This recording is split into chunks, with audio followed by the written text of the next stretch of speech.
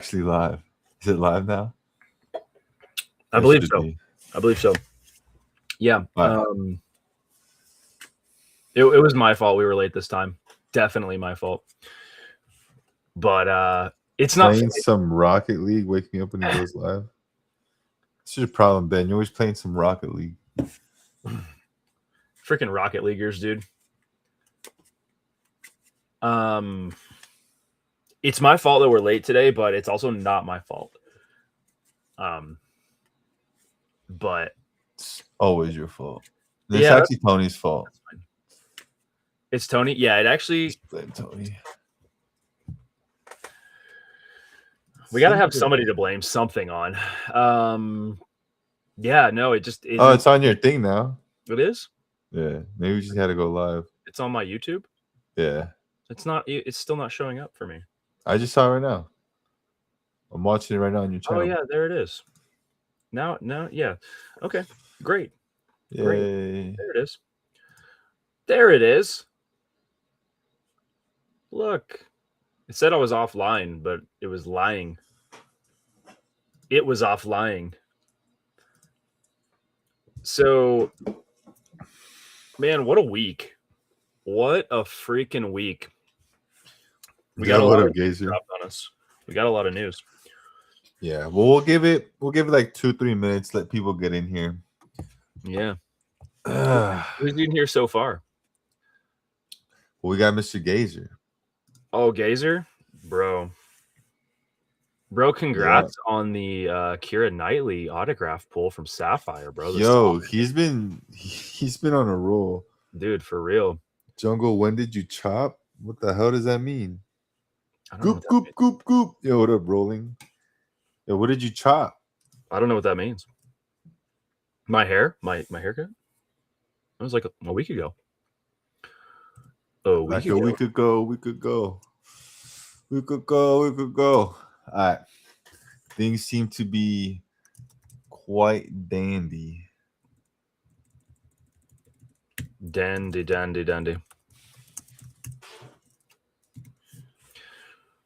All right. I did my part. Oh, is that what we're calling it? We're calling it a chop. I got chopped like just mostly on the sides.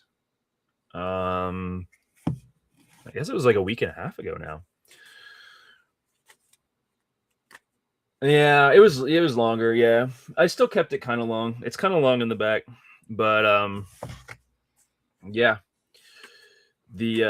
I've got a barber here in town. I don't have to go very far at all. I can sit on my phone and be like, oh, he's got some. I'll go in, and I'll just book it, and then it's like I could walk there if I wanted to. It's lucky. It's kind of nice. Yeah, really, really nice. I live in like a small town, just right outside of a bigger college town, and so if I need other things, I can go down into that town, and it's close. But there's like, I don't really need to leave my house very much, so it's kind of cool. Nice. That's nice. It's Let me nice. see if I can pull up. Dude, I still can't believe we're a year behind on a lot of these freaking sets, man. I keep typing in the wrong year. Oh, I know. Topps is the worst with that. They've been doing that for years. Really? Yeah. It's not new? Oh, it's not new at all. No. Oh, they've always been behind? 100%. Yeah. 100%. Yeah, it'll be 2025 and you're getting 24 chrome basketball, or whatever. Yeah. Yeah, it's been like that. There's also, like, I think with sports, like, at least for the way that I perceived it back in the day, was that they specifically waited for there to be stats that they could put on the backs of the cards for that year. So it was like, it made sense that you let them go into the next year. And it's like almost like a recap of the year before, a summary. Like the card set itself was like a memorandum of the year prior. So yeah, something of that sort. All right. Well, just to start things off, it's not breaking news, but it is news, and some of you might know. but this page has appeared on the Topps website. Not much.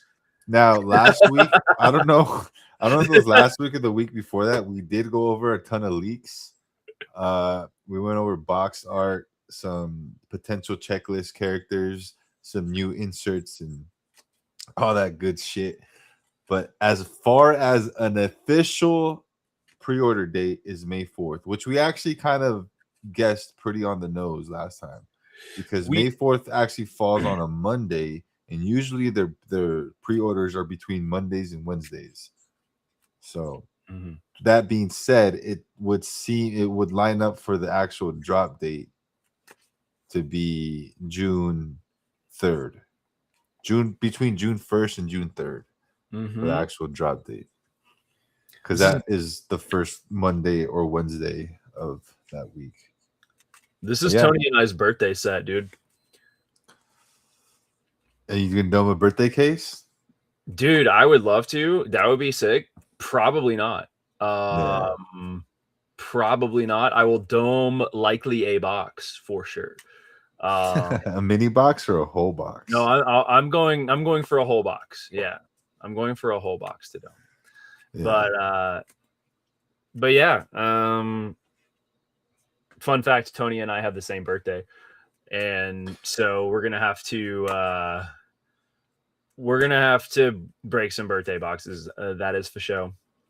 Yeah, that'll probably happen in LA at the end of the month. Actually, that's what I was about to say, because this lines up with I don't even know when the freaking con is. When is the con? June. It's at the end of June, right? Yeah.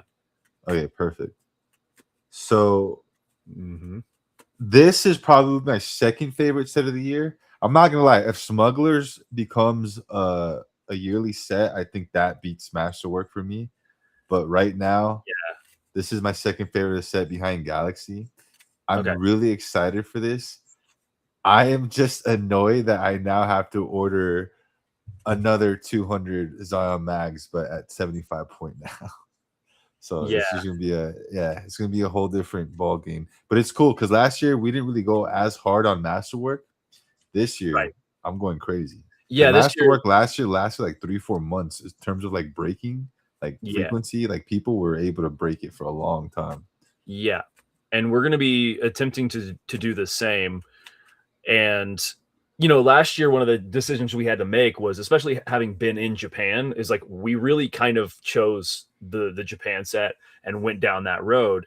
And I know at one point you diverted and you were like going back more into Masterwork.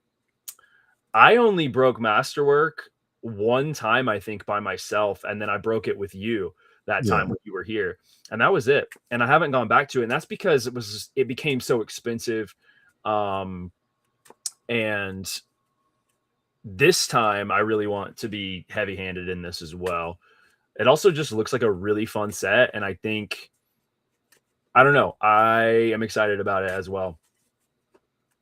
I wish they had given us a better landing page. It's hilarious that we got a bunch of leaks and like things and like visuals about it, and then we get this landing page and it's literally just the information, and that's it. Well, remember on the phone earlier I was explaining to you like random links always popping up and stuff. This is what I was talking about right here. These are one of those just random links that someone got alerted on and blessed us with it. But yeah, again, one of my favorite sets of the year. I am very excited. I'm just nervous to see what the price is, because everything every year has been steadily going up. Yeah. So you think, so last year, what was it on drop? Was it 350? I have no idea. I have zero clue. When I first got word that this was going to be like a higher end set, I just completely checked out. I just wasn't there as a seller to really get into stuff like this. You know what I mean? Yeah, totally. Yeah. Yeah, it's I want to say it was like, I want to say that it was somewhere in the 350 to 450 range per box. But we saw some leaks. We haven't seen a checklist yet, correct? No checklist out there? No. That's my main complaint right now, is that we are a week and a few days out and we don't even know what we're pre-ordering. Yeah. Yeah. And if it wasn't for that Fanatics Con thing, we wouldn't. Yep. Honestly, all we would know is May 4th. Yep. Totally. Yeah. It almost seems like they are scrambling a little bit to try to get things out. Do you think that we'll get anything before the pre-order, or do you think that the checklist will come out with the pre-order? I think the checklist will come out probably like a few days before. Okay. There's it doesn't make sense why, like, you know what I mean? Yeah. Yeah. I think Smuggler's checklist. Honestly, I wouldn't doubt that this checklist appears like by like Sunday or something. Yeah, by the end of the week kind of thing. Yeah, that would be nice. Tony's saying 350, so we're probably going to see, I don't know, 375 is what I was thinking. 360, yeah. Mm-hmm. It's going to be one of those like 375 pre-order, 380, 390 regular release. Probably so. Yeah. You know, Rolling's asking here about variants, canvas, wood, metal cards. We probably will, if I had to guess. Yeah.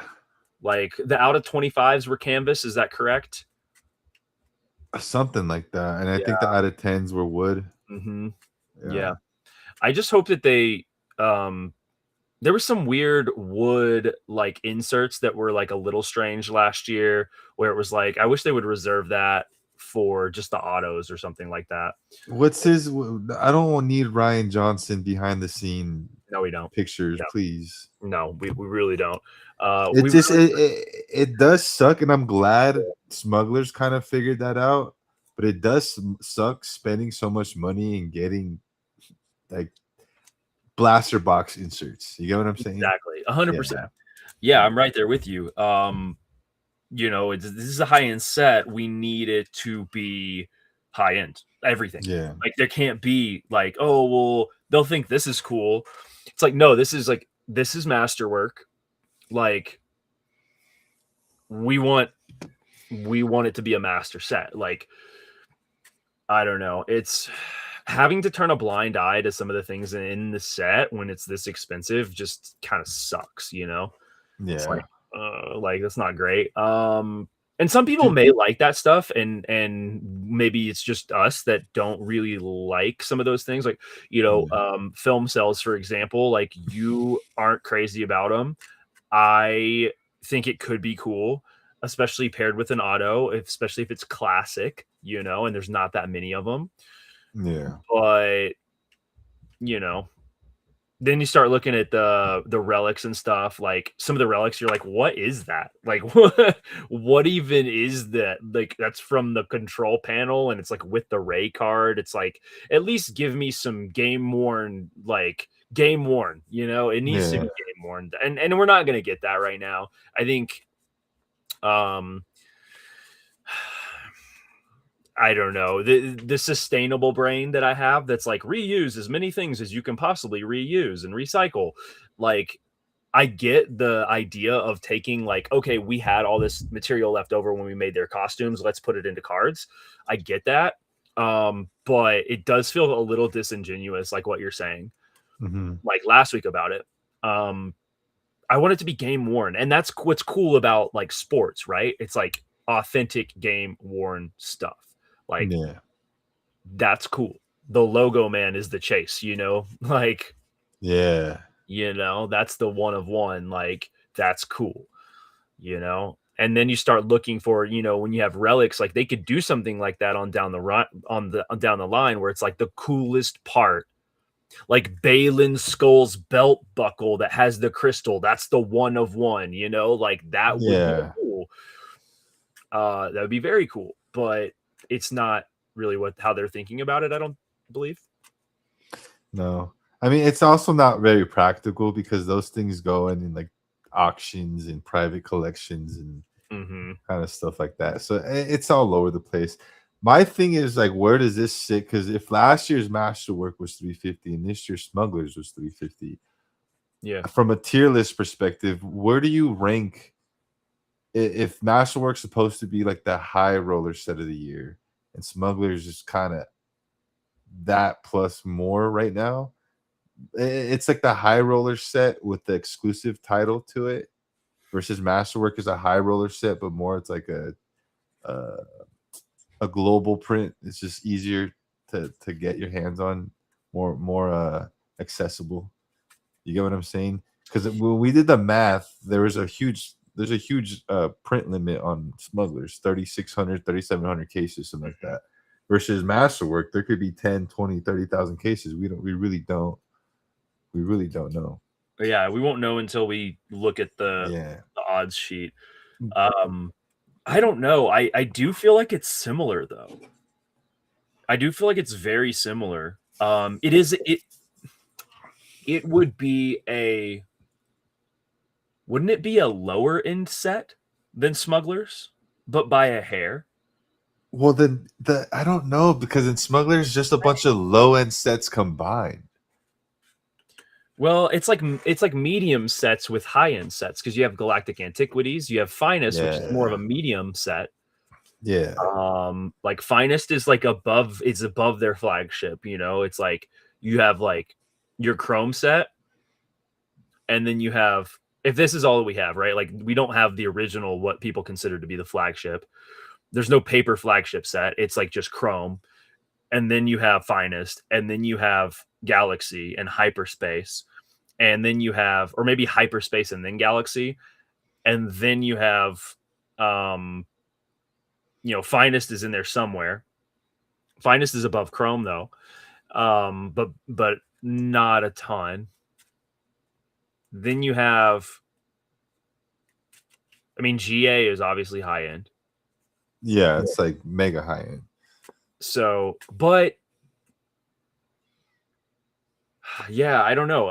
It really is a mix. It's just a melding of things that, like Chrome Black is a bit higher end than like their Chrome set too, right? Like, so that's your medium end. So it's like medium to high end. Smugglers really is, medium to high end.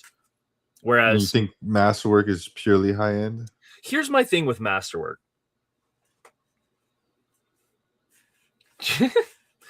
Here's my thing. Masterwork doesn't grade well generally. And that's one of my issues with it.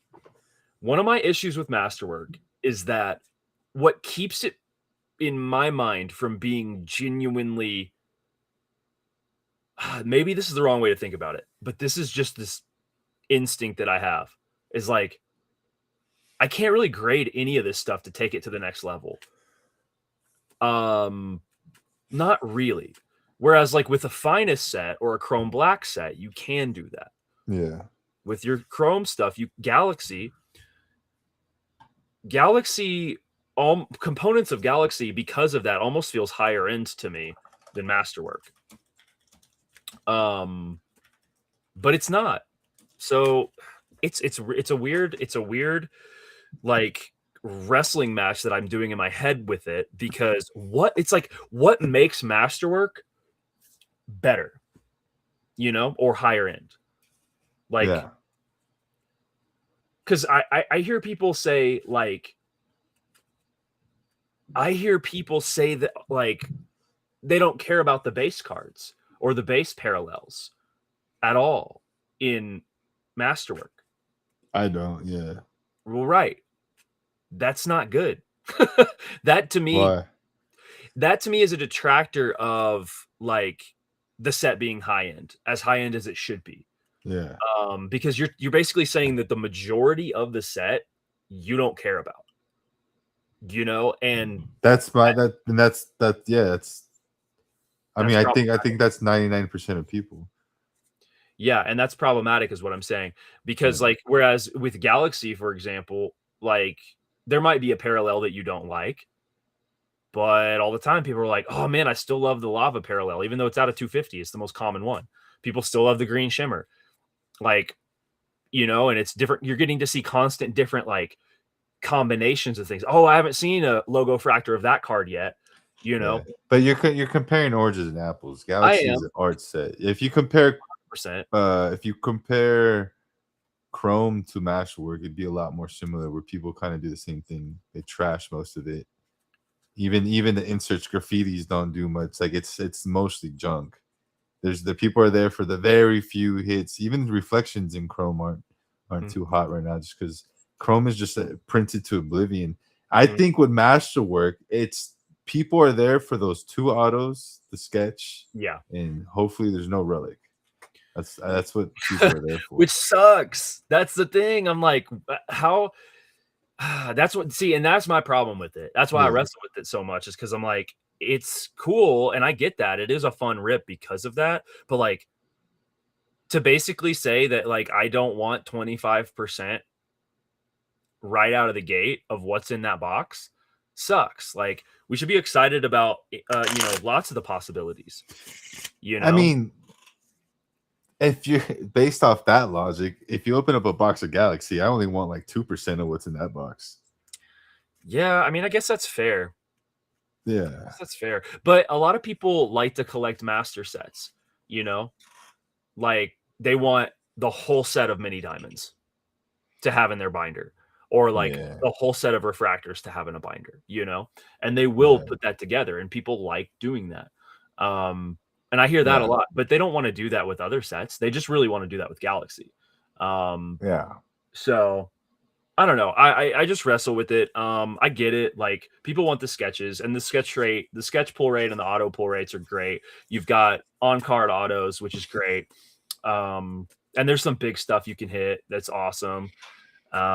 Booklet sketches and stuff like that. You think we're gonna get the booklet? Not the booklet. What are they called? No, they're booklet sketches. Yeah, where they fold out. And just 2. Of course, yeah. Do you think we'll get anything more than that? Well, sketch-wise, I have no idea. Honestly, sketch-wise to me is probably the biggest driving factor for a set like Masterwork is the guaranteed sketch per box. Because that's not, I don't know any other set off the top of my head that can guarantee a sketch per box. It's usually guaranteed an auto. Yeah. So the guaranteed sketch per box is honestly what gets people going, especially knowing the Josh Trouts, the Ciscos, the Angels. Those are out there in that set, and that's remember her earlier. You're showing me the Hit Parade sketch stuff. That to me is like the mega version of it. Yeah. Masterwork is like a mega version of Hit Parade. You're really there for that one sketch, and you kind of have 95% just stuff that you're gonna sell to get back money to get into the next break for the next sketch. Yeah, that's how I feel like. Because even the autos, like even if you go on, and again, I don't always want to make everything about reselling in the secondary market, but if you go on eBay and as a person who's always buying out people's singles, Masterworks are the cheapest autos. Like a Sabine Masterwork does not hold up to a Sabine Mayo or a Sabine Galaxy or something. Which flies in the face of people's thought process when it comes to on-card versus sticker autos, because her sticker autos are going for more, but her Cortosis autos are going for a lot, Well, and I think that's okay. So that's where I kind of want to maybe discuss my deepest feelings about where we're headed to with these autos, and when my stomach is telling me, I just don't. So Disney Chrome just got announced, and a bunch of stuff got leaked, and they have autos like Jack Sparrow, Johnny Depp, he's on there. Demi Lovato is on there as an artist, so they're getting really cool signers. You know what I mean? They're getting really, really, really cool signers that you're not really going to see. It breaks my heart knowing that there's going to be another triple 101 auto of Lando, Han, and Chewie, Peter Mayhew in Masterwork. And that to me just kind of hurts, as not because, he's biased because he pulled the one from Smugglers, he doesn't want anyone else. It's not that. It's just the fact that like this moment that we all shared is just going to keep getting fabricated and repeated with every set. And to me, that kind of just ruins the fun of like having these specific sets. Knowing there's going to be 2 million Zori Bliss on card autos in the market after this fucking set comes out is going to be like, you know what I mean? It's just, it's I don't know what we're doing here with all these autos. It breaks my heart to see that these autos are just getting treated like a business now. And even when you go to conventions, it's just a business now. The Yeah. the idea to me in auto is like, yo, I went to Target and fucking guess who was buying toilet paper? Hayden fucking Christensen, Right. and he signed my Target receipt. That's a fucking auto. Like, holy shit, that's a Yeah. fucking auto. I had like my greatest auto is I went to a restaurant for whatever, it was a fancy restaurant for whatever celebration we were doing, and I go to the bathroom and Adam Sandler walks in. I run to the table, tell my mom we didn't know what to do. She grabs the menu, takes it out of the flap, and tell him to sign this. And I ran back with the fucking restaurant menu. I was like, "Can you please sign this?" And he was like, "Yeah." Like, that's an auto right now. Now that's not the same as Yeah, if, like, no, yeah, I I mean, paid $400 and waited 6 hours in line and got this. You get what I'm saying? It's not. yeah, It's not the same. So that the whole idea of an auto because of the conventions is already like to me. And then now every set is gonna have every auto you could possibly want. It's just it hurts. Like the other day, I saw Terry Crews was signing for Deadpool.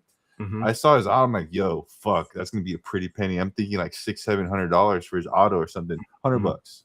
Yep. $100 for a Terry Crews auto.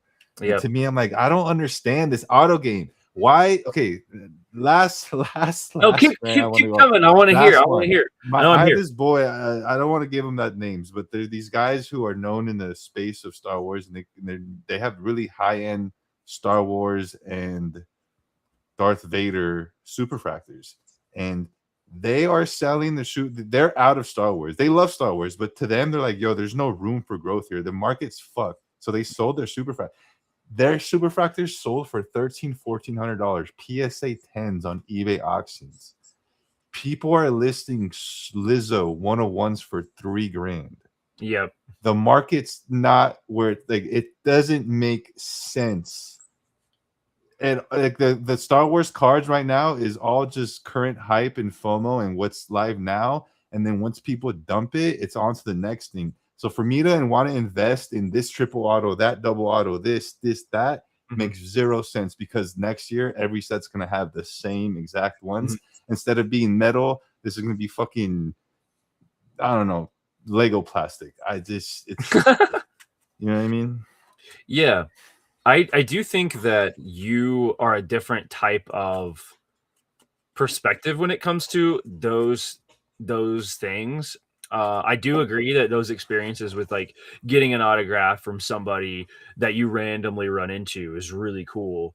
But there's all kinds of stories that can be made. You know, like I have never personally run into somebody famous like that. Yeah. Unless I was intentionally going to meet them. And I Yeah. think part of that is like where I live. You know, it's like I grew up in Oklahoma. Actually, that's not true. I did have one famous person come into the shop that I was working at, and I helped them shop, and I sold them stuff. Yeah. And it was Amber Valletta, who's a supermodel and actress. She is in Hitch. If you've seen that movie, the woman that Kevin James wants to get hitched to. So it was really cool because like, but I didn't get her autograph. I just, you know, got to hang out with them for, you know, an hour or two selling them things. And I sold them thousands of dollars worth of gear, which was cool because they were going on a trip and I got to outfit them. Like that's a cool experience. And I do get to cherish that experience without having a memento of it. But I do see the storytelling part. It makes it fun. Whereas like with this, it's like we're just chasing it in a way. Well, it's gone from a one of a kind experience to a factory line. Right, It's exactly. They've bottled, they've put air in a bottle and sold it to you, kind of situation. You know what I mean? Well, and again, but let me preference this. I'm not saying autos are bad and this is terrible. I am just saying, for me personally, I don't like where this is headed. And I don't see value being sustainable within this industry, specifically for autographs. it breaks my heart knowing in 20 years a Hayden Christensen auto is going to be in everyone's back pocket. Mm-hmm. It's just true. Yeah. It sucks, but it is what it is. Yeah. Mark Hamill, from a asshole perspective, I wish he didn't do any more cons. Yeah. It just really tanks the value of what it is now. And again, I hate to make everything about value, but if we want to get into the conversation, that's where my head is at. Right. Leading back to yeah. the whole masterwork thing. Right. Well, there's two frames of mind, and the one frame of mind is that, yeah, like you've got the the personal value for an item that you have, or an investment value. Yeah. And then you have like the let's let as many people get to have that experience as possible, because that's where like a different set of values lies, like what with what Bryant is saying and Tony is saying. You know, getting to meet people, like I have a one of a kind experience meeting Billy D. Williams, you know, meeting Lando, like that. And I don't even have the auto for myself. I didn't even get an auto for myself. Like, it was a free experience. Well, no. I got it for the Sketchograph series, and one of the guys in the community has it, you know, and I just got one because they were expensive, you know. But what I got to take away was this awesome encounter and conversation with Billy D. Williams, you know, that's what I got out of it, value wise, for me. So yeah. Yeah. Again, I know people like it. It's just that's definitely not for me. Yeah. I don't really. Again, I personally don't care to wait in a line to meet someone who did something. Mm-hmm. You know what I mean? Yeah. Yeah. No, I get There's that. not very many people. If I had to name one person who I would do it for, would probably be like George Lucas. Yeah. That'd be the no. I would wait days to meet that guy. Yeah. You know what and I mean? that makes sense to me, because it's like, again, it's like you have your set of interests, and you know, but like Tony and myself, like we like to go stand in line and have our moment meeting somebody and have them sign something specific that we care about. And because I, you know, parts of my collection have that, you know. Like I have a funny little experience with Anthony Daniels, you know, and I have that auto that like no one really has in that way. And yeah, you know, people are piping up in the chat that I think is kind of important and relevant to this. It's it's interesting. So Rolling says they are only overprinting mid to low end autos. The big ones are still tough, but when they're hit, you see it everywhere. How do you think that is playing into our perceptions of that? Because, like, for example, like, yeah, I mean, I'm not talking about top Star Wars autos. I'm talking about autos as an entire idea, an autograph. I'm not talking about this entire conversation was not about Topps cards autos. I'm talking about the idea of an autograph itself is not as special as it was 10 years ago because of the hype. Like I was talking about the whole film industry, how what was that bomb movie? Holy shit. Oppenheimer, yeah, said that this was going to be the last movie to ever be filmed on film. And then once they did that and saw the success of that business, then all of a sudden every movie after that was on film. So it's like kind of like the same thing. Is like this used to mean something, but now that they saw everyone is down to pay something for it, they just every con, every state, every city, every pack, every card, auto, and it's gonna get to a point where it's like, I don't care what anyone says. If you're emotional about Hayden Christensen, I get that. That's your boy. But it is going to be a point in 10 to 20 years where his auto is going to be on hats, paper bags, fucking every Black Series helmet, every Black Series fucking Vader 6-inch figure, every Funko Pop, every fucking. It's just going to be. It's going to be insane. You know what I mean? Yeah, I mean, it definitely could be. It definitely could be. I think it's a personal experience thing too, because that's like where, like, for me, some of that is happening, like, because it's like the experience of getting to like have the conversation with Emily Swallow, the armorer, and show her a card she's never seen before that she gets to sign. We get to share that conversation. There was no one else in her line, so she and I just got to like chat it up. Like, I would never have that experience personally if like if there weren't conventions, if there weren't cons, you know. And then it kind of also ties back, and I want to tie this back to masterwork, because again, and this is, I think this is it has to do with me and like valuing experience. Clone Force. I did. You said it. I wanted to say it, but it's literally the same thing as prostitution. That's wild. That's wild. That's wild. We should bring that up. Well, what's more valuable? You getting a girl's number because she likes you, or you getting a girl's number because you paid her? That's pretty different. That's pretty different, because that's actual prostitution, whereas these people are No, I'm not saying they're prostitute. I'm just saying the idea is the same as just like paid to win. Oh my gosh, that's a huge leap in logic for me, but the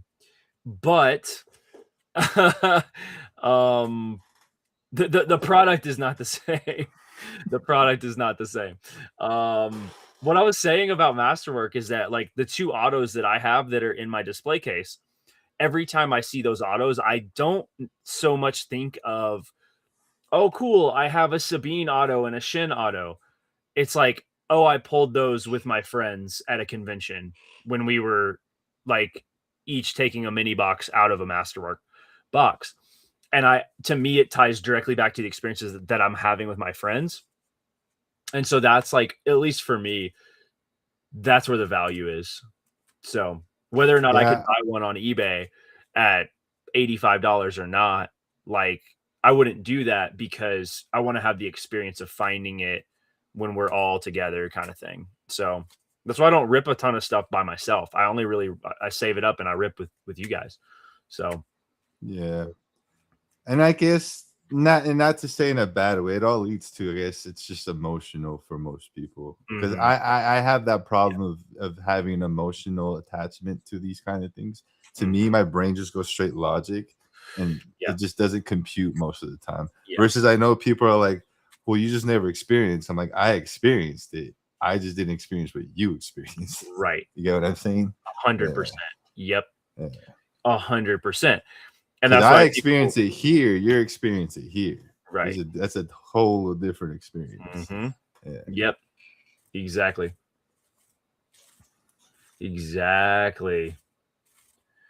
Tony says, yeah, I used to think like that too until I started getting my first autos at shows, and talking to these people changes everything. It's more about the experience and not just the auto. See, and that's what I'm saying too. That's actually my perspective on it as well. But I don't know how to explain it without sounding like a cockhead. But it just sounds like made up. It's like ultimately, who cares is what I'm trying to say. Is my point. Well, like that's me personally, and that's like how I look at it. Like, okay, I did this, and what? Well, I still got bills today. I still got a street. You know what I mean? That's how my brain goes. It's like sure.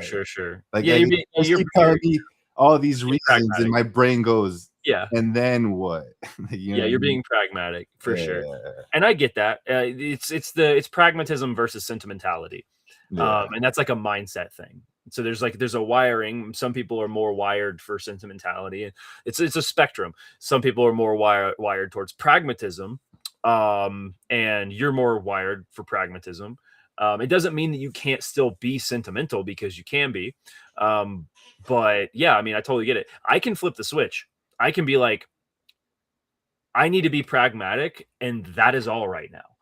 So I need to like not let that stuff. So like whenever I'm breaking, for example, whenever I'm ripping stuff for other people, I make sure that I put myself in that pragmatist mindset, because I get to have a good time like finding stuff, but I don't get attached to things either, and I can easily ship them out and get them out of my hand to the rightful owner. You know, there's been some times where I was like connected emotionally and was sentimental while I was ripping, and I had to like rip myself away from stuff, you know. Yeah. So you know, you can protect yourself by being pragmatic, you know, not getting attached to things emotionally. So, but there's a time and a place, right? So it's like when you go meet Mark Hamill at the end of June, and this is what Bryant's saying, So you're you want me gonna to be honest with that? go ahead. I'm only meeting him to flip whatever I get signed. Yeah, and that's fine. Yeah. I think that like my encouragement to you, I don't know what they're gonna say or whatever, but my encouragement to you would be let that be what it is. Also, like cherish that interaction with him. You know what I mean? Like My soul won't let me. It's a paid for interaction.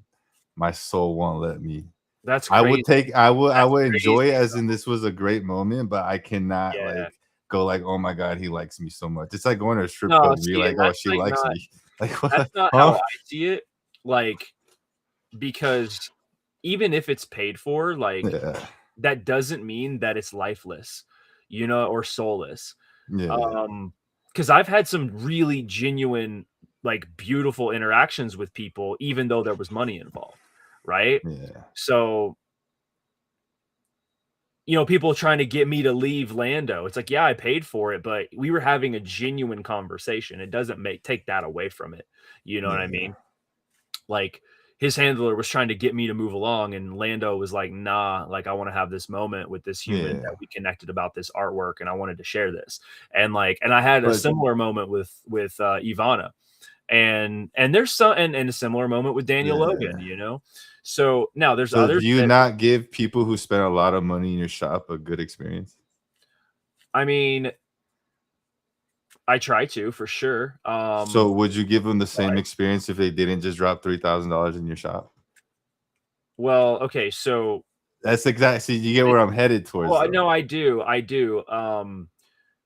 I will say this: Yeah, I have close and personal interactions with people in and outside of my stream yeah, because I was doing that. yeah.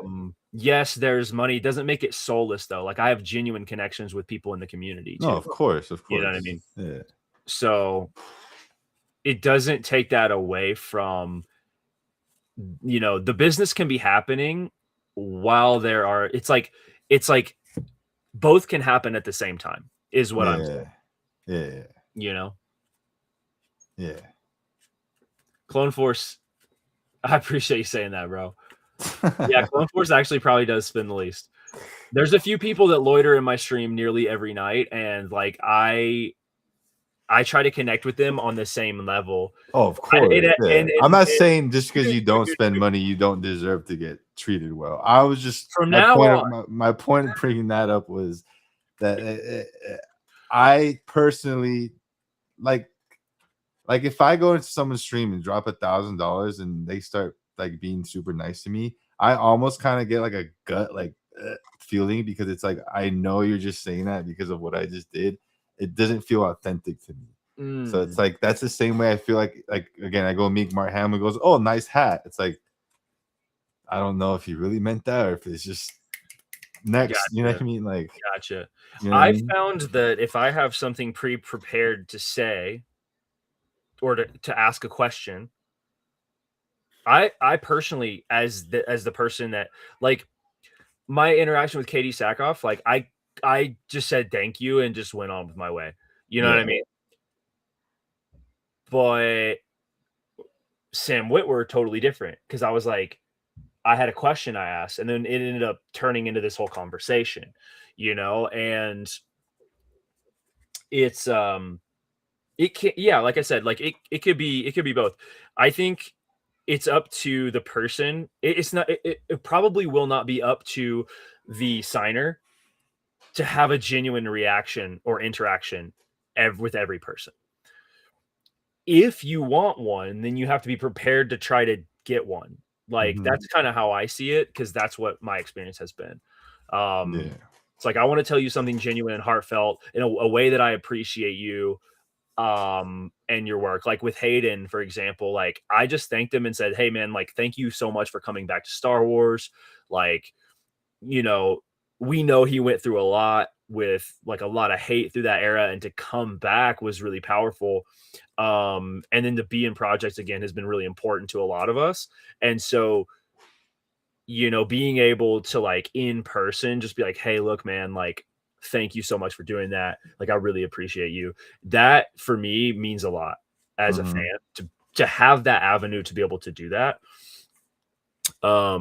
It's just something that matters to me. And that's me getting into my sentimental side. That's my Yeah. sentimental mindset, right?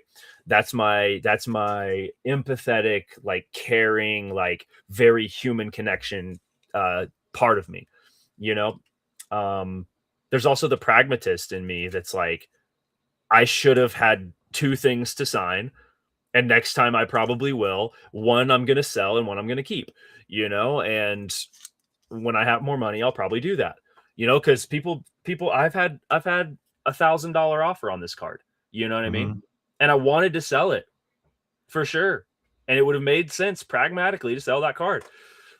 But my hand was still closed on it like this, you know, and I couldn't do it. So, you know, in hindsight, it's like in hindsight, my pragmatic brain spoke up and I bought two of these. And so I'm going to sell one and I'm going to keep one on the next interaction, you know? And I might even sell both since I still have the original one. And I don't really need both, you know? Yeah. Um it's service versus hospitality. Service is what they do for you. Hospitality is how they make you feel. Rolling with some wisdom. With some wisdom. Yeah, Benjamin says that's pretty much what I said to him when I met him talking about Hayden. He was super thankful. I'll remember that moment forever. Yeah, same, you know? And my experience with Hayden is also tied into my friendships with like, you know, everybody in the community now. I mean, with Steven, with Tony, with Victoria, with Ryan, you know, with so many people, Lex, and the list goes on and on and on, you know? And it means some that's why this is hard for me to sell. And it's because I value the relationships that was a vehicle for, you Yeah. know? So basically, you're wrong and you need to cry with Mark Hamill. I'm playing. But I am excited to I want to tell him that I hated Luke Skywalker, but I love the Joker. Yeah, his Joker shit's crazy. It's crazy, yeah. Yeah. No, that's gonna be cool. I really see, and the main reason that I want to come out for that is not because of Mark. Actually, it's because of you guys. Like, I want Yeah. to come out there and hang out with y'all, and I think it'll be super fun. And Bryant definitely is pushing me over the edge to come out. So, it's really all about Bryant at this point. He comes into my stream, flatters me about my eyes, and he's probably gonna kidnap me when I get to LA. Tony and Rolling, they both are like, yeah, Hayden's the best auto experience. The memory is wild. Like in January this year, first thing he said to me was, "You still doing YouTube videos?" And genuinely caring is crazy. He has a capacity for caring that I think is beyond like a lot of other people, to like remember and care about individual people. I think that's like one of his talents, one of his gifts. You won't see that probably with others. Um, but Yeah, I mean that's definitely not everyone. Like I've had some bad experiences too, standing in line Yeah. and like the Palps, dude. The Palps like straight Imperial Royal guarded me, dude. And I basically despise Ian McDermott now. A He's piece just of me old. died when I met Ian McDermott. A piece of me died, and his autograph sucks. I'm playing. I'm just trolling. I'm trolling. I'm trolling. The hell? So do you think that oh yeah, I mean I definitely see what you're saying with the autographs becoming like almost soulless, but do you think that that then affects the sketch world more? Like does that drive a greater interest, do you think, long term into art?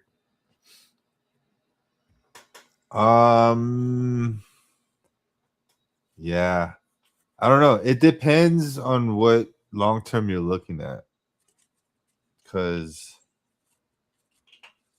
it almost seems like Tops has to rely on Star Wars making shit in order to kind of keep it going.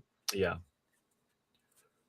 So it's 100%. just I don't know.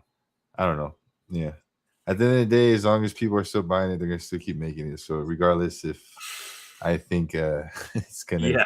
go to zero or not, it's only time will tell. We've seen it across the other genres. People keep going in on it. People still No. having great experiences with it, you Yeah. know? It's just like I guess the closest thing I could imagine it is like a reprint. Um like Yu-Gi-Oh, the biggest problem with Yu-Gi-Oh right now, and the reason why the value tanks so much is because they keep reprinting every card and every set.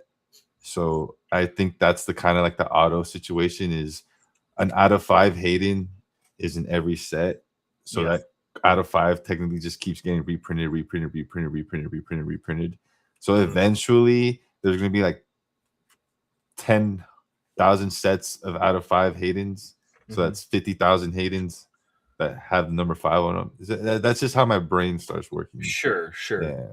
I one distinction that I've seen made is that different appearances and different card designs affect the desirability of, even though it's an out of 5 from one set, doesn't mean that it's gonna be do as well in the next set. And I've seen some people kind of start to argue that, like, well, this one sold for this one, and so here it is. Yeah. And then people are like, that one should have gone for more because that's his like iconic, Nightfall Anakin appearance, and that's a better card, and therefore, you know what I mean? Like literally See, being like, yeah, that's where I say those people are again getting emotional about, oh, that's my favorite scene. Again, to yep, me, it's more like inflation cash. Doesn't matter who's your favorite president, there's too many of them. So inflation's up. You get what I mean? yeah, It's like it doesn't emotionally doesn't matter. It's just a fact that there's just too many of this specific. It doesn't matter if it's from this scene, that scene. What what puts the value is the serialized 5/5. So it's like, mm-hmm, you get what I'm saying? So what you guys are kind of talking about where it works more is in vintage stuff and then Galaxy. But mm-hmm, when it comes to the PNG stuff, I see no real value. mm-hmm. No real value. And I think Tops is trying to like kind of fix that by adding the debut medallions because now there's like the rookie chase of everybody. So 100%. that yeah. Yep. Well, and yeah, Tony said, yeah, Padme images and Leia images can affect the price. Yeah, because that's legitimately happening in the But market. that's not autos though. Yeah, 100%. Yeah, we're talking about autos. Yeah. No, that's what we're talking about. He's talking about autos? Yeah, he is. Oh. Yeah. Yeah. Yeah, no, it genuinely has like historically shown to be the case. Um Different appearances being more desirable for autos. But has anyone checked to see if those more desirable appearances are actually in fact a rare card? Um well, I think just based on the demand of it, then that goes up, right? Um because there's not that many anyway, right? So like for Padme, for example, or Leia, or Hayden for that matter, in top stuff too, because people are people will pay more for a Topps card than they will like a signed, 5x7 or whatever it is, or 8.5x11 Yeah. photo, even if it's authentic. So So then we're not buying autos, we're buying the photo. You're buying the combination of things for sure. Yeah. Definitely. Card design, photo on the card, and the auto. Auto variation affects it, with like Natalie Portman, for example, when she does her full auto, it's more desirable. But yeah. And the reality is, if we didn't have, so Clone Force says, I love BP's mindset and how he views it all logistically. The reality is, the market wouldn't have nearly as much value in it if people weren't sentimental. Like the whole thing wouldn't even exist because it wouldn't make any sense, right? Collecting doesn't make sense. Like if you view it in the long game, you really look at it, Yeah. none of it makes any sense. Like, but that's only in the perspective of Star Wars, and that brings back my point: is Star Wars specifically is a different category amongst the rest, because this doesn't happen in other categories. In what do you mean? Pokemon, Yu-Gi-Oh, it's not sentimental; it's numbers, all numbers. Most of the card game, sports, wrestling, everything's all numbers, number based. That's why everybody's, as a recent, kind of getting out of Star Wars, is because the numbers aren't strong. The emotion is there. Yeah. Don't get me wrong. People are emotionally buying things.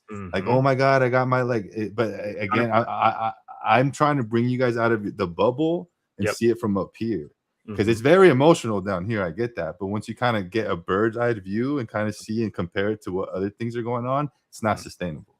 I'm telling you guys right now, it's not sustainable, and emotionally it makes sense. But it could stay that way forever.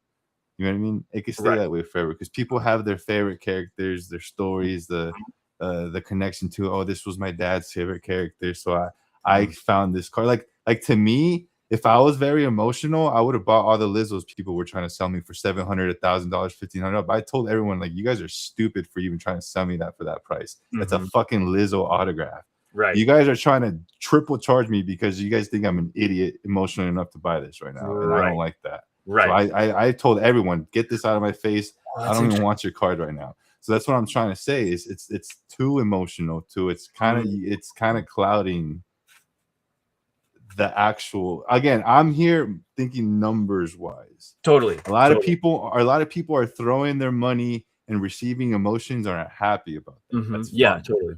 I'm trying to build up stuff. You know what I'm saying? Totally. So I can't get caught up like 100%. You know how many I love showing people my PC because people don't dead ass believe me, but this is my PC right here. That's my entire PC. And half of this is ready to get sold in the next few weeks because I'm overlooking at it. So it's everything in here is not. I didn't buy it emotionally. It's all doubled and tripled in value. You get what I'm saying? 100%. So I don't know. Well, and so my thing is too, I can see that would negatively affect you into becoming more pragmatic because of the people coming at you with the Lizzos. Like I'd be in your shoes too. I'd be, get out of my face. You know what I mean? Yeah. Oh my gosh, this is like making me think of this like recent. This other recent situation that happened, where, because I mean, dude, like I'm with you in terms of the pragmatic part as well. Like, you don't see me collecting that much. You know what I mean? Like, you're looking at my PC as well. You know what I mean? Like, and it's small. I have a family that I'm running everything off of, and my budget is tight, and I am pragmatic. And you know what our behind the scenes conversations look like. You see that in me as well. But I had this moment happen where someone was new to Star Wars recently. I'm not going to name any names. There's a card, and I guess people were like hating on him for this is where being emotional in this space can be really negative and harmful. This person was offered I think more than triple a previous sale of a similar card, and didn't take it, saying they didn't think it was enough because people were feeding into the emotion and being like, that's like a $10,000 card, don't take any less than 10,000. And then whenever this person like didn't do the market research, like rode that emotional wave, and then was saying I want this, and then they got I'm trying to explain this without divulging too much information and it embarrassing anyone. I don't want that to happen. But I told the person, I was like, dude, listen, like that would have been the record sale for that character, for that autograph. Like that would be more than triple the record. Like look at the history of sales of that of anything similar. I was like, you should have taken that. You know what I mean? And then that person was like, well, I'm just going to keep it now because I'm pissed off. And I was like, oh, man, like that's a prime example of like everybody got really like emotional, started saying stuff to somebody who's new that wasn't necessarily true without doing their homework. And then that person got like pushed all over the place to the point where now they're just upset and want to keep it. But we like, because that person came to us and we were just trying to be like, listen, look at the facts, look at what's going on here, And I was like, yeah, I would have sold that card. You got a great offer, like that was far surpassed the history of what we had seen previously. So yeah, that's a bummer. That's definitely a bummer. Yeah. Because that person came to me and was like, there's so many haters in this space. And I was like, oh, shoot.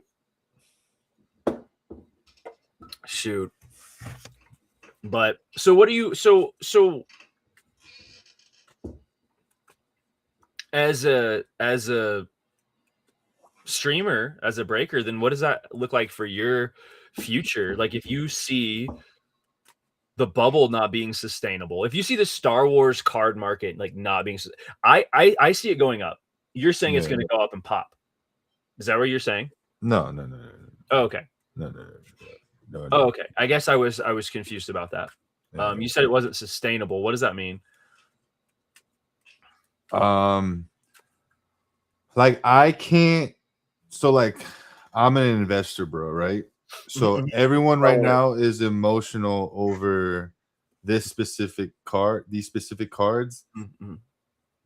I can't invest in those cards assuming that's going to be a good investment, because next month everyone's going to be now emotional about something else, and then those cards are worth nothing. So I can't be investing my money based on an emotional market. I need to invest my money based on a numbers market. So as of recently, I know people have been noticing, I've been buying Pokemon, I've been buying Yu-Gi-Oh! I kind of been getting my money out of Star Wars singles. Right now, I'm not buying, for my personal collection, I'm not buying Chrome, I'm not buying Masterwork, I'm not buying any autos, no sketches, unless it's a Trout, Angel, a crazy, something crazy. For my personal collection, I'm not like, this is the kind of stuff that I'm putting in the PC. Yeah. Not because I think this is going to be a $2,000 sketch next year, because I know I spent $550 on this. I can get $550 in 6 months. My money's not going to lower this. If anything, 100%. I can make a little bit more. So that's, to me, smart money. Yeah, I'm not going to go buy like these. At the beginning, these were selling $1,000, $1,500 for the base ones. People were emotional about them. If I would have bought them back then, thinking they would have gone up, I would have got fucked. I waited 3 to 4 weeks. I got it out of 10 for $600. Yep. Again, not because I didn't do it emotional. So that's what I mean Right. by it's not sustainable. Yeah, yeah, yeah, yeah. I can't I be see putting what my you mean. money into an emotional market. So Yeah. right now, Pokemon is showing non-emotion numbers, Mhm, numbers on specific things on mhm. sealed product, and so is Galaxy. So my money right now is going on sealed Galaxy and Yeah. back to Pokemon and all that other stuff for the foreseeable future until Tops can kind of prove to me that they're not pump and dumping auto sketches every fucking set in the world. Right now I'm scared to push the gas pedal on top Star Wars as a collective personal. As a Yeah, seller, yeah. we're in a great spot.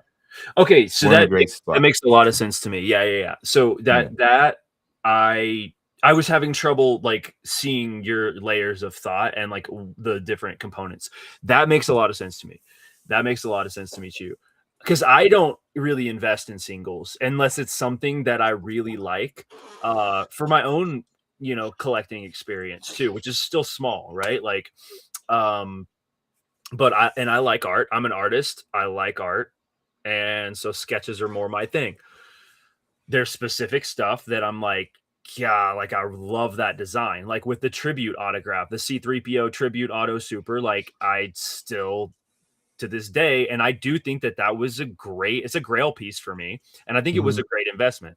Um, you know, but it depends on how long I keep it. How do I keep it forever? To be like, something that's like an heirloom in my family that, when I'm gone, they can do something with.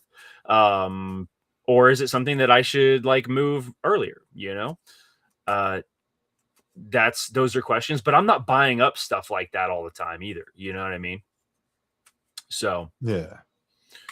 um, I also know it's like that Padme card. Like I know for a fact, like I could move that 3PO like right now. I could get off this stream. I can move it right now. Yeah, exactly. You know? It's volatile, it's liquid. Mm-hmm. Yeah. So, and not be out, I'd probably be up. Yeah. But I also have a sealed, I'm also working on the sealed stuff. Like, I got this out to show you because, like, to me, I'm slowly buying just single boxes and putting them back sealed. Ideally, at some point, I'm putting back sealed cases too, you And know? I'm caught. I've been saying it the last 2 weeks, guys. If there's any set right now to buy, it's the one he's holding in his hand. I just picked one up today to put in my closet too. It's so funny because we talked about it last week and then we both went and did it. Yeah. And there it is. And so we wanted to actually, it's funny because it's important that I think people see that we're not just like saying whatever. It's like we Talking actually shit. mean this. Like Yeah. we actually mean it. Like so I ended up grabbing one, I put it in my display case, and then it's funny, I was like, yo, look at this. And he was like, I just bought one. Yeah. So yeah, I mean, we care about that stuff. Like I bought 3 of these from someone who reached out to me. This is the second run of Clone Wars and Hobby Box, guaranteed sketch in every one of them, and their potential sketches from animators from the show. I packed out 2 of the boxes and kept one sealed. That was a strategy that I used with where I'm at right now. I think that is a good idea going forward to collect some sealed stuff for Star Wars. Yeah. Yeah. Especially if you're like a collector out there that like has a mind like BP, where it's like, yo, I want to think about this in the long term. I want to invest. Where do I put this money that I have to invest in this sealed product? For sure. Especially Galaxy and like your more like heirloom style sets like the 22 Sapphire. Like I kind of want to buy a case of that. Like if I were gonna buy a case right now to put back, it would be that, like for sure. Yeah.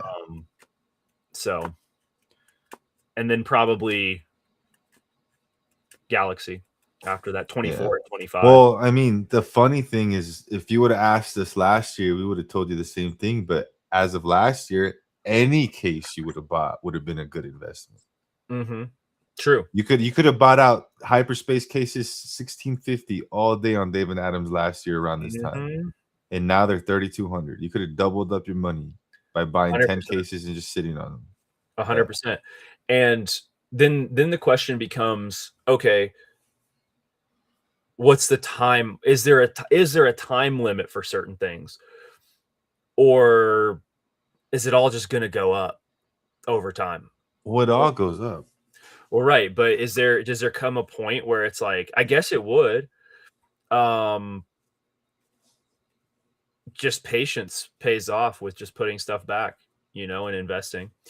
Well, look at the 21 Galaxy people. You know what I mean? 100%. People bought that in 2021, held on to it. 2022, whatever. 2023, whatever. 2024, $1,000 a box. What the hell's going on? $1,100 a box. Cool.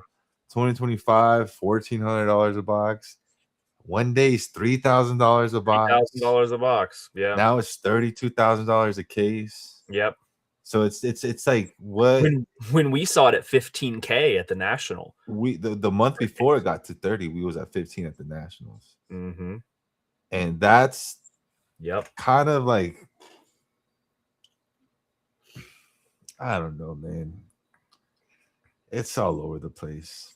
This is not financial advice. This is just my brain on an outwards trajectory. Well, this is just like what we think about, how we think about it, and what we see, like questions that we like to ask ourselves, and things we like to chew on and wrestle with, because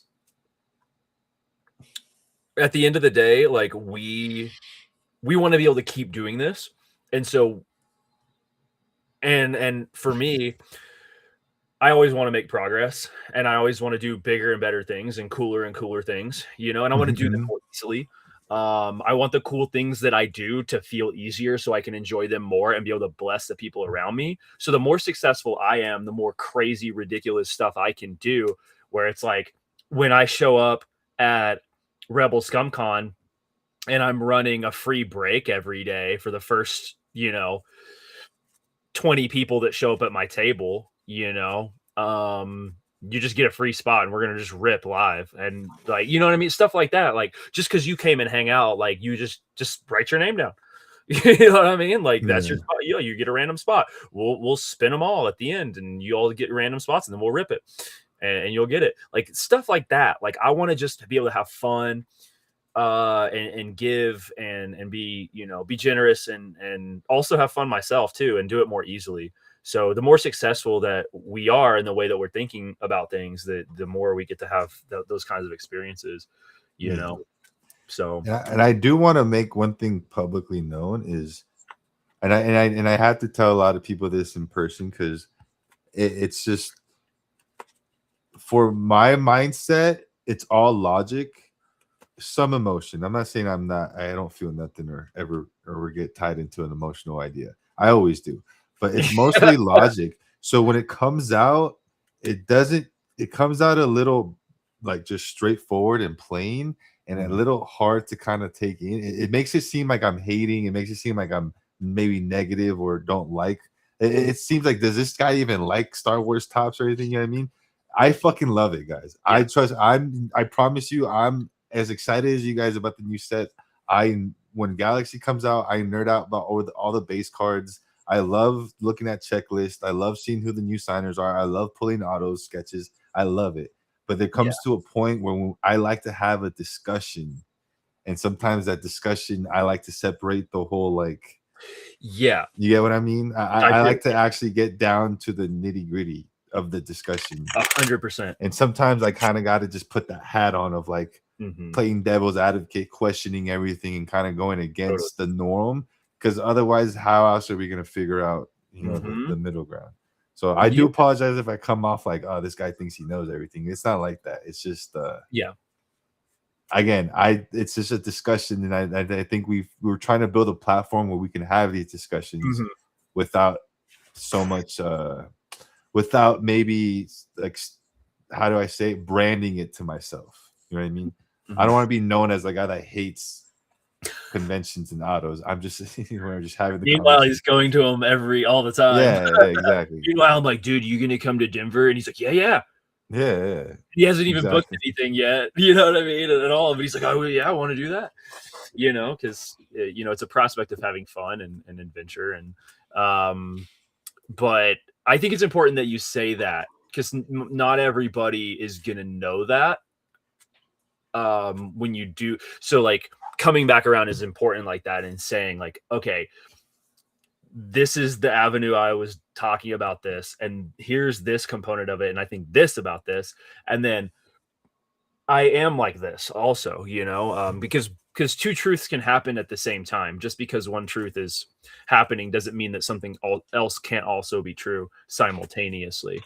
Um, I find that putting myself in the pragmatic mindset helps protect me as well, you know, because I am a passionate, emotional person too, that it gets fixated on stuff. And I'm like, this is so cool. I want that. I want that. What the fuck? Yeah. I kicked over my Red Bull. But that's what protects people like us is being logical, being pragmatic, and being forward thinkers, like my stream, my business, all of that exists the way that it does and will continue to progress and flourish if I'm pragmatic, you know? If I spend all my profit on a personal collection, then I'm screwed, you know what I mean? Like, because I wanted it, so yeah, I mean, it's important to not get carried away with that, but also to remain passionate too. So Oh yeah. yeah. Oh yeah. And you know what? And I think that's a very important word you said is passion. Mhm. And that's where I'm speaking from Yeah. is my passion for what we do. Because I guess that's where my emotional side comes out. Yeah. I'm very passionate about this shit. Yeah. Yeah. And that's great. Like that's important because if you weren't, then it would be soulless. You know what I mean? And it wouldn't be Yeah. fun. And no one would want to hang out with you because you would suck and be boring. Yeah. But yeah, it's important to chase that passion too. It's like when thinking about, okay, we're getting bigger now. Let's just say a year down the road, maybe even less than that. What are you excited about? You were excited about SpongeBob, so you did SpongeBob. You're excited about Stranger Things, so you did Stranger Things. And I'm not saying that that's the only reason you did it, but those were components for sure. I personally don't really want to do anything that I'm not excited about. Yeah. Of course. So it's like if I was really close to getting in on X-Men Finest when it first dropped. I was Same. really close. Because I was like, X-Men, you know what I mean? Yeah. X-Men, like, because I like X-Men, dude. I've grown up. I loved that show, dude. And then X-Men 97 was coming out. It was sick, but I never bought it. I never bought it because I knew that was emotional. I could have probably done okay with it. It'd probably been fine. Like my local card shop had it, and the owner was talking smack on. He's a terrible product, terrible is horrible. I had to buy it, and I'm like, oh, okay. Trump owns your card shop. Yeah, it's terrible. Muff or Braff. Oh, we need Raph to do his impersonation. It's actually so funny. Yeah, no, I'm very excited about what we've got coming up. And speaking of excitement and passion and pulling things in things happening relationally, like, because that, again, that's what I think makes this whole thing go around and makes it more fun. You pulled a pretty massive super just a few days ago. Yeah. Oh yeah. Talk to us about that, dude. What was that? Oh yeah, back to the show, huh? What was that about? Yeah. I Back to our regularly scheduled programming. So after 5 months of hunting and ripping, I finally pulled a Galaxy 25 Super. So it took me 18 cases. Oh, okay. So you're on. It was case 18. Yeah, 17, 18, something like that. I just say 20, so let's just say 20 cases. It took me about 20 cases to finally pull a super, and thank God it wasn't just like a base super. It was a. This was one of the best ones you could have pulled out of the whole set. Yeah. In terms of like no auto. Yeah. Right. Yeah, exactly. Yeah. 100%. And the beauty of this is that this is one of Tony's baby mamas. You know what I mean? One of them. One of them. This is baby mama prime. This is baby mama prime. And this is the main baby mama. So, okay. So walk me through the connections here. So what was the situation in which you pulled this card? Well, that's actually kind of funny. The whole 1 second, hold on. The whole night, it was one of those nights where I got home late from whatever I was doing in the middle of the day, and I was just dead tired. So I laid down for like 20 minutes before I was supposed to go live, and I fell asleep. And I woke up like an hour later. I was supposed to go live like 8:30. It was like 9:30, and I'm like, you know what, dude? Like, at least let me just get on and say hi to these guys. Like, I had a show scheduled, whatever. So I hop on, and I'm there for like 10 minutes, and lo and behold, Gesture pops in, and he's like, I can't sleep. I was like, well, that sucks. You know what I mean? And then we're just talking, and he's like, so what's, and I had a listing because I just got that case from Galaxy from our boy Bennett that me, you, and Tony all got a case from. Yeah, you got the good one. Yeah, he started asking me about the case. I'm like, yeah, it's a fresh case. So he starts doing his thing, and he starts buying boxes. So box 1, box 2, box 3. Dude goes through 5 boxes, and on the 5th box, the last pack of the box had the Shinhari 101. Okay, so he's buying hobby boxes from your shop on Whatnot. So I get on late, 9:30, thinking I'm just gonna hop on for 20 minutes to say hi. This dude has me on till 1 a.m. my time. Yeah, we're on 1 a.m. He ripped through Yu-Gi-Oh! He ripped through Galaxy. He ripped through anything, all the Stranger Things, just anything I had here is ripping. And finally, we got to this, and literally, like, those hit that pool that just kills the room because it's so good. Yeah. Like, you have a room, like this guy's buying packs, that guy's buying packs. We pulled this, everyone just went silent. Like, it just went quiet. No one was buying anything. And even Gesture it was like 4 a.m. for him. And he was like, I cannot believe what just happened. Like, he was in awe. And the first thing he says was like, I can't get too attached because I already know I have to sell it to Tony. And I was like, oh, fuck. But yeah. Well, that's really cool because Gesture pops into my stream. He buys from all 3 of us, right? And he's pulled lots of 101s from Tony's. He spent a lot of time recently in Tony's streams. Hunting on the mail hunt for all the 101s, all the foil fractors, super fractors. And he's pulled several. I don't know what he's at now, but he's at a lot. And so to me, it just seemed really serendipitous and cool to see someone in the community that I don't think anybody's met Gesture IRL. Tony has. Okay, but that's because he hand delivered one of the supers recently, right? Yeah. So that did happen. Was that Fear the Dark Side Palpatine? Yeah. So Gesture's hit 2 Fear the Dark Sides. So he's hit 2 of the Fear the Dark Sides. Just 1 in 49,000. That doesn't even make any sense. And it's only from YouTube. Yeah, which is kind of crazy too. It's crazy. And then he's like, this has to go to Tony. Yeah.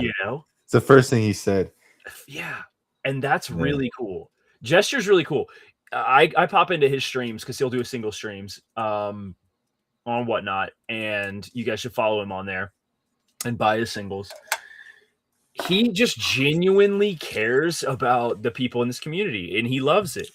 And I love that, man. Because there's definitely some, I would consider Gesture to be a whale. He'll come in, he'll buy up like your whole shop, like what he did with BP that night, and then, but he turns around and like just gives love back to the community. You know what I mean? And I just think that that's so cool because like there's lots of whales out there that they don't care. They just want to hit and they'll complain if they don't, you know. And Gesture don't be like that, man. So props. That's really cool. And now it's in its, you know, it's extended stay with Tony. Yeah. I'll say long-term Well, home. Probably go to his grave with him. well, all I gotta say, Jungle, is I finally got you back How'd you get me? because you took my Natalie Portman case. Oh, I you took your did get me back. Superfractor You case. see, it all comes back, dude. It all comes. Nah, I'm just back. kidding. That's the first thing I thought of when I hit this. I was like, yo, this was from that guy. I was like, damn, this could have gone to either Jungle or fucking Tony. That's Or Tony. crazy. No, hey, look, it all balances out. It all balances out. It's all fun and games, man. It is all fun and games. Yeah. Oh, that's great. See, we all won. You know. Yeah. We all. Oh, and then I do want to make official announcement here while we have you guys here. The triple auto officially sold this week for a cash offer. Well, a cash amount of $10,000. Cash direct deposit. No fees, nothing. So in my head, technically, if this was sold on eBay, that would have been like a $13,000 sale. Because it would have been $10K after fees. So I don't know how everyone to look at it. It's a $10,000 set. If you ask me, I think $10K is a fucking strong number for that card. I can't believe we had the offer all the way up to 16. Unfortunately, we did lose that offer, but $10K for the triple auto, I think that's very healthy for the community. I think we need to figure out a way to post that and get that official number out there.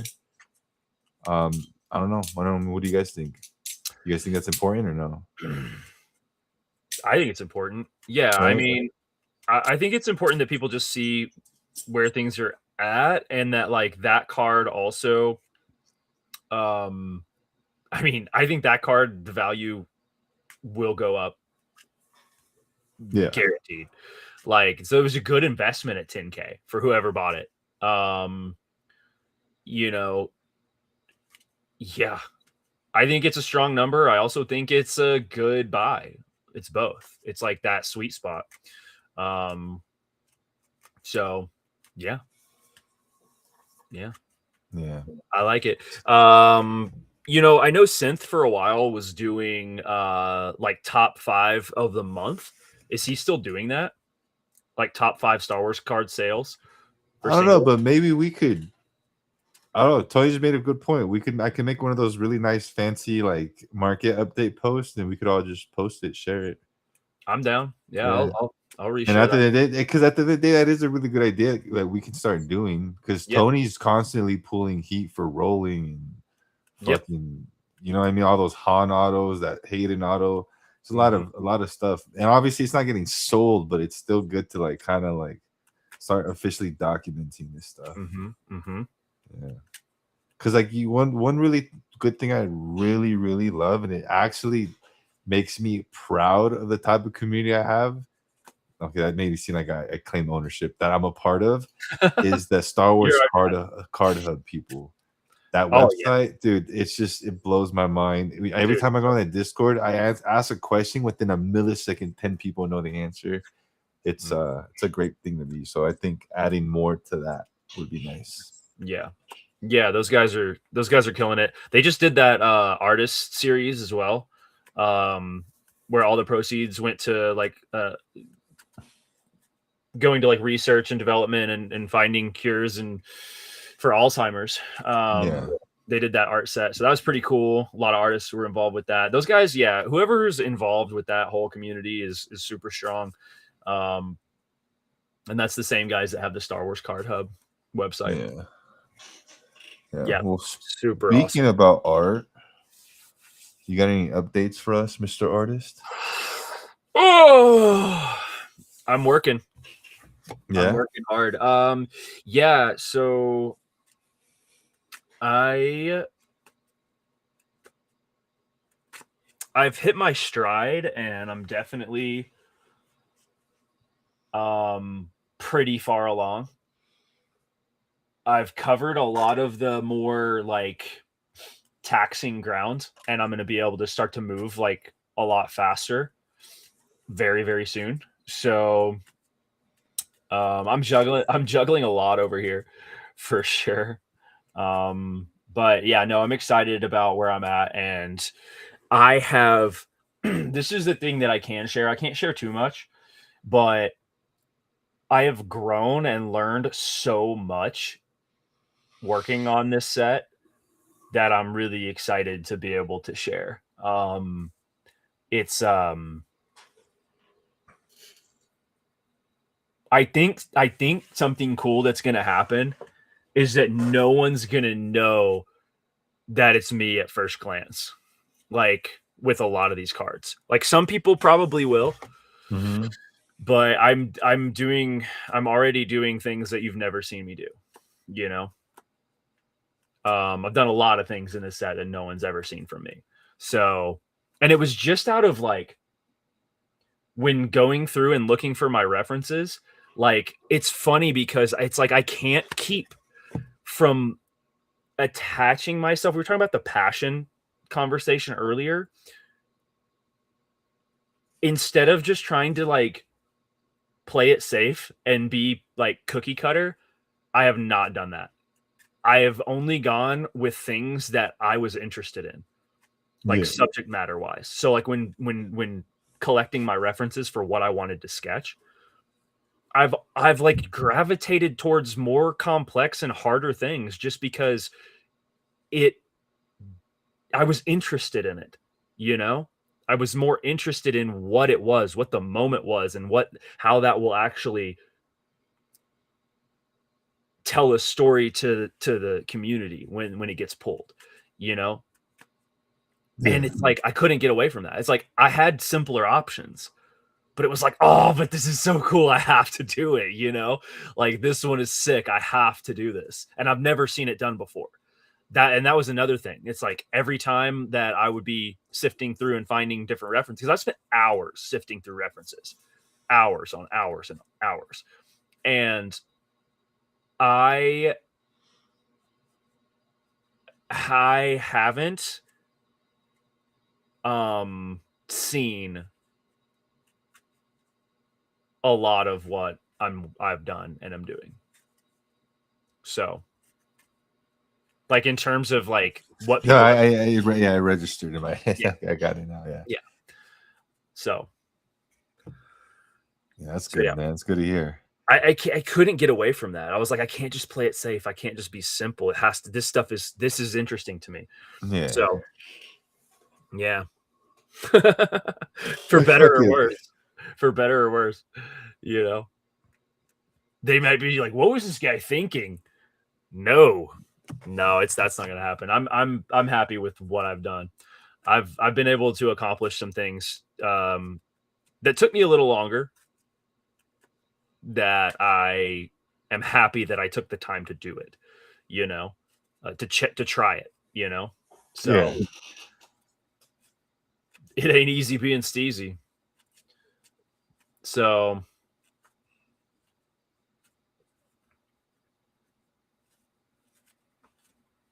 I think Brian's asking some crazy questions over here.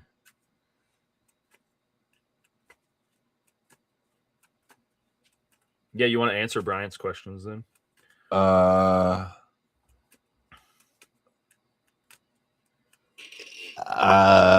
It's right away. I don't got time to wait. I don't want him for that to happen anytime soon. So I'm not even gonna put that energy into like I'm gonna wait. You know what I mean? So I don't know. I don't want to even think about that kind of thing. But genuinely, yeah. We'll see. Yeah. We'll see when we get there. I've got 2 that I'm having signed, and I'm probably going to put them both back, just vault them, you know, because I think that they will go up if I'm patient and I just vault them, you know. Yeah. So, Yaman. So, dude, the Rim Reaper, isn't that Kevin Durant? Oh, it's the Slim Reaper, but same thing. The Rim Reaper is that's disgusting, Ben. Ben, you're disgusting. Ban him. Ban him. Yeah. Well, I'm excited for Masterwork.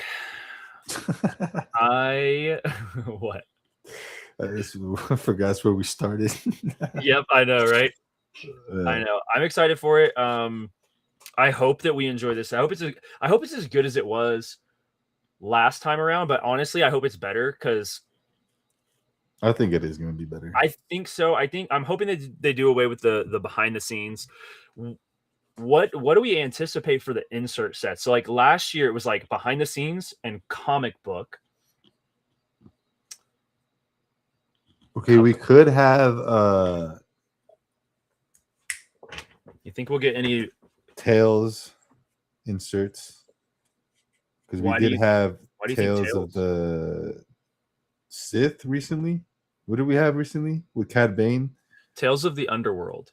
Yeah, Tales of the Underworld. We could have some Tales inserts. I mean, if we do behind the scenes, it better be Revenge of the Sith. Well, right. Yeah. That's what I was going to ask. Is there going to be, do you think that there's going to be a Revenge of the Sith? Well, I'm just thinking because they had the Thrawn, animated Thrawn inserts in the animated, right. And then the Ahsoka. So that's what I'm trying to think, like what other. There were 4, right? So there were 4 different insert sets because you had behind the scenes, you had Marvel comic covers, you had a Journey to Ahsoka or whatever it was, and then you had the Thrawn, the Grand Admiral insert set. So something like that, yeah. So that's 4. So I could see one being Revenge of the Sith. I could see the other being Tales, because we haven't seen anything on Tales of the Underworld. Have we've gotten Tales of the Jedi with one of the finest sets, correct? So we've seen with that. The finest 24, 23. It's 23, yeah. Yeah. They did announce the film set relics for sure. So we know we're getting relics. So that takes the place of that relic spot. For sure. Which last year's relics weren't that impressive. Do you think this year's relics are going to be a little more sought after, or do you think it's going to be worse or about the same? I think it's going to be just a different version of the same of mid. I think it just has to be in there. Yeah. For their numbers to make sense, probably. Oh, pin relics. I forgot about the pin relics. What do you think about the pin relic? Were those in 24? Yeah, they were. Because they're one of ones. Right? I don't remember. I don't remember seeing any of them. I thought those were like blaster boxes, Grogu, Mando Grogu and shit. I don't know. Well, because it's like the actual end of the pin, correct? That they used to sign it for the set. That's what they say. That's what they say. I don't know. I know they have like their I don't know, key cards. Their Dedra Mural wears them. Are you talking about the code cylinders? Yeah, they go on their capes and shit. I know those come in as relics too. Do they really? Code cylinders? Yeah. That's actually kind of cool though. Like the clearance code thing? Yeah. Yeah, so there's film cell relics or film set relics. Then there's film cell autos, which, yeah, I guess that's just going to be in an auto spot. That probably won't be in a relic spot, right? But I guess it'd be cool if it was in the relic spot because then you get like a twofer. I feel like there won't be that many of those, you know? We shall see. But yeah, I think we'll get a Revenge of the Sith. That'll probably take the place of the behind the scenes, don't you think? If they're going to do another behind the scenes, if it's someone that makes sense. Yeah. Well, at least if they're doing the same like grid work for the set where there's like we're going to have this, and we're going to have this, and this. If there's 4 different insert sets, then that will take the place of one of those. Yeah. They could still do comic covers because there's a lot of comic covers that they haven't done, right? Like, so they could still do that. I want those to be rare. I'd like them so much. I just hate how they're so common. Yeah. Yeah. Yeah. Which is fair. It's definitely fair. They're so cool. They're cool. I like them. Yeah. Whenever I first was seeing them, I was like, oh, I want a master set of these. They're cool. You know? Because I like comic books, you know? Yeah. I think that's fun. And there are so many stuff. Like they could do a Dark Horse comic series, you know, where like they only do like these covers or whatever. There's so many different like avenues they could take that, because that's basically like a masterwork slot where that is the like in the framework. It's like you always have your comic book spot. That will run out eventually, but they have a lot of room for that not to run out. They have a lot of like runway for that, you know, to continue to add those. But yeah, I don't know. It's all going to come down to who do they want to highlight. Oh, I don't know. Just looking at the relationship. Okay, so let's look at Thrawn and Ahsoka. That was a direct reflection of the Ahsoka series, right? Was that 2 years after? I don't know. What was animated Thrawn? It was both. Yeah. Oh, for both of them, it was both, huh? Mm-hmm. I think so. Yeah. Question. Bryant says, if Natalie were to do cons like the regulars do, would her autos be as rare? No, right? Because she's signing often. Well, yeah, the rarity would go down. Or I hate to be this guy, but I don't think her auto is rare. It's really not that rare, no. No. On Topps cards, yes. But does she how do people get her auto? Did they run into her? Like how does that happen? Did she do send-in sometimes? I want to know who the guy is walking around with all these index cards. Index cards, bro. Yeah. Somebody that's probably like all they do. Yeah, I know. Like that's all they do is walk around with those cards. And just get them signed. Yeah. Yeah. I hope they do Tales of the Underworld. I know I'm coming back to this, but I hope they do Tales of the Underworld. I hope they do Journey to Your Mom's House and as an insert set. But yeah, Revenge of the Sith, Tales. Those two would be big highlights, and then continue to do comic covers. Hey. Bryant. Hey. Woo! Okay, Mr. Bryant. Okay. Got him. That's wild behavior, dude. That's wild behavior. Bryant is the Mr. Index card man. That's who he is, dude. He's the guy. Every index card is Bryant. You're crazy high. Her auto is rare. Says Rolling. All right. Well, let's see, Mr. Rolling. Let's see how rare this is. Natalie Portman. I would say medium rare. I could buy one right now. I could buy one right now for $75. So I don't know what. On what kind of rare that is. It's on Natalie Portman's Fable book. Natalie Portman's fake, and it's full auto. Natalie Port. You want to see it? Natalie Port. What Fable book? Show this to the class, dude. What? Dude, $75 hairs. It's no longer Aesop's Fables. Yo, Loki, I want that. I want to read that to my daughter. So it's the same with Leia. You can buy Carrie Fisher autos for cheap. But the second that Carrie Fisher autos on a slave Leia portrait, it's thousands of dollars. Right.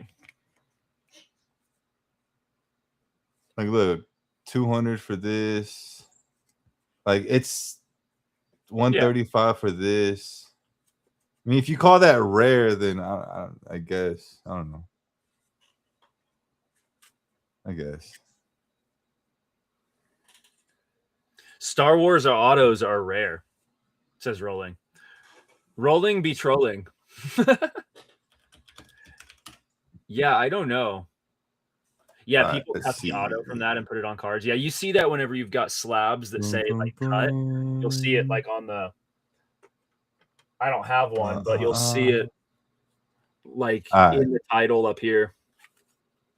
So, Star Wars Natalie Portman auto, $279.99.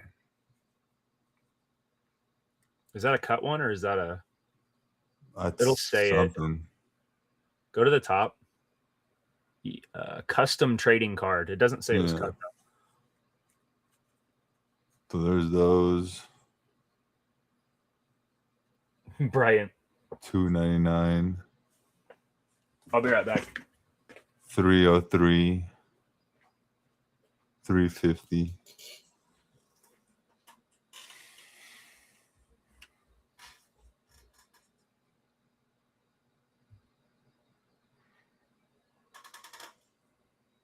Harrison is way bigger than both of them. Chain code. Yeah. It's not real. Oh, look at it. Wait, people cut them and put them on cards? How the fuck? I mean, yeah.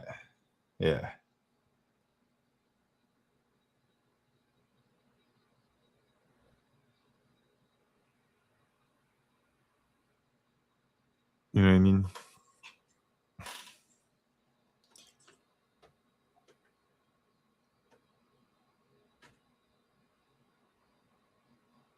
I'm just relaying the facts. Boom, boom, boom, boom, boom, boom.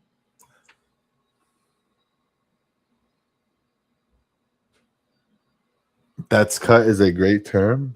No, like it's a cut piece of cardboard that they glue onto a picture or some shit like that. Damn, dude. Someone did pull one from Galaxy. What year is this? The hell? What the hell? But the That's cut.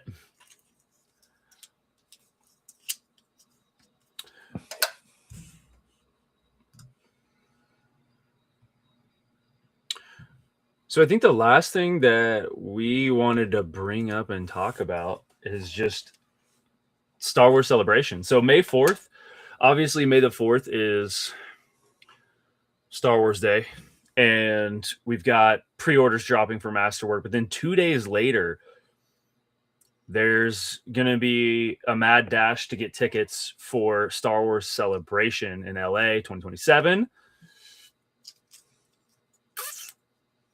Are you going? I'm already here. Yeah, I'm psyched. Yeah. I think I'm gonna come out.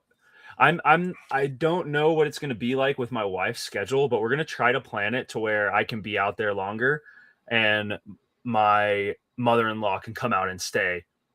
Because my wife will be wrapping up nursing school.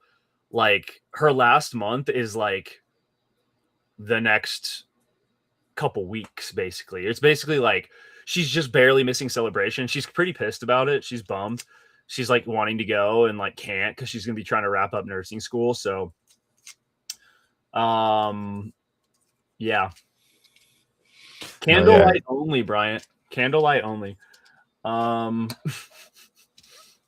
no, yeah, go ahead. Give me your thoughts on this. I honestly, there's no Tony can do all the thinking for me when it comes to Star Wars Celebration. All I'm worried about is Topps announcement, which we probably won't get anytime soon.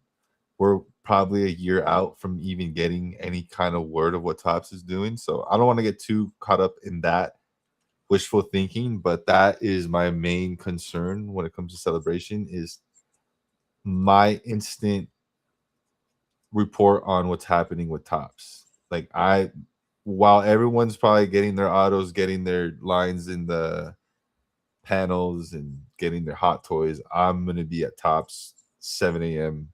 VIP ticket in hand, ready for whatever it is. First thing I'm doing is I'm grabbing, like the second I grab my first box, I'm turning around and I'm doming it on camera and posting the video, and I'm taking the case and I'm going all the way home and I'm going live.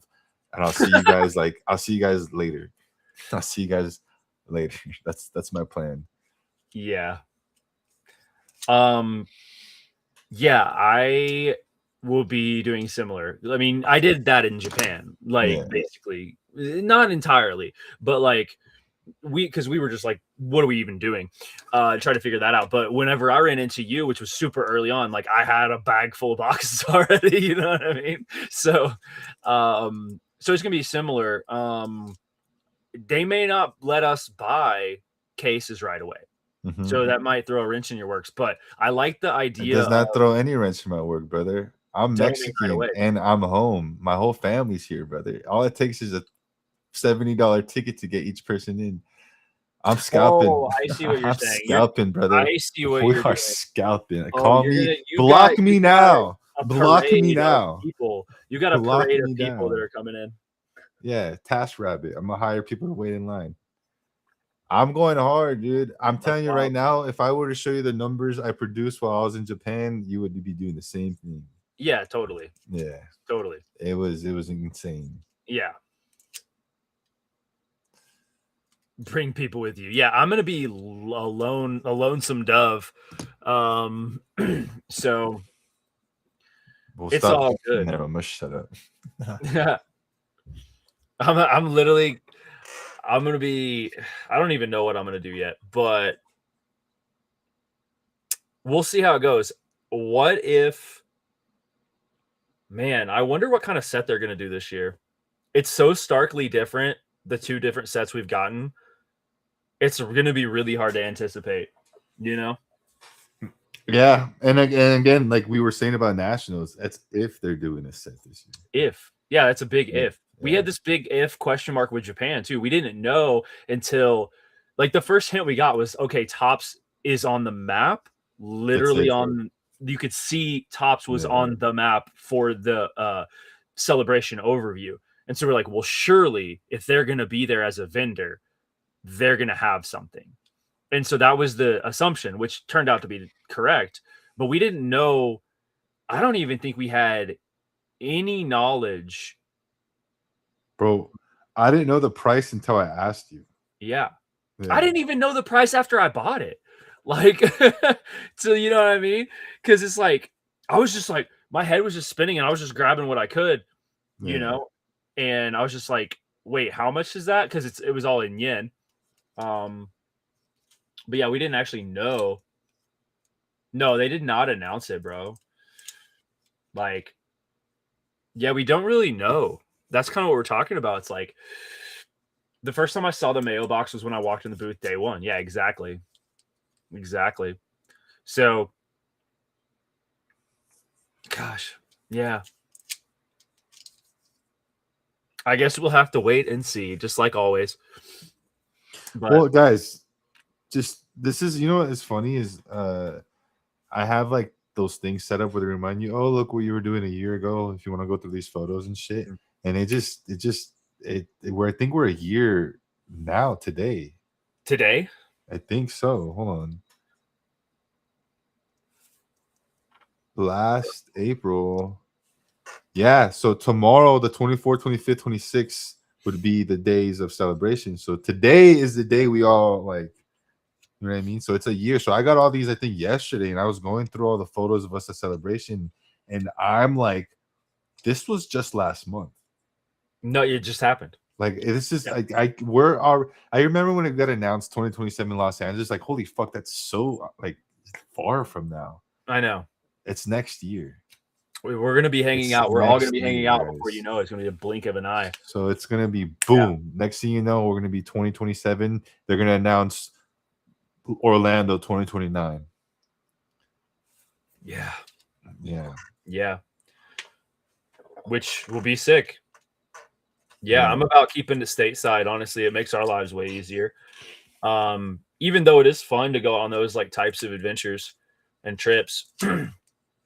um, but oh man, yeah, I got to go through. I've got some cool videos still. I've got that video of us in the pub, in the English pub, of you pulling that mall sketch. You know what, dude? This would be finally a perfect time. I've been saving these videos for a year, and I Yeah, have it's not known good what to to do do it with as a them. recap. I Yeah, think next week, guys, we will do a full. I will just sit here and go through all my videos and just get a full recap of us yeah, meeting each other, us doing the rips and sips.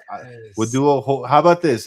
yes. I'll edit it together, like vlogging it, and we'll do a live reaction to it with I everybody. love it. Let's do it. I'll send you some video as well, and you can Yeah, add that in and and I'll compile see it. if I can get any clips from Tony or anything. Yeah, perfect.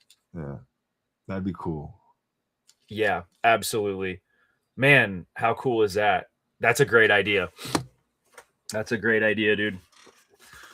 I'll be looking forward to that. Yeah. Heck yeah.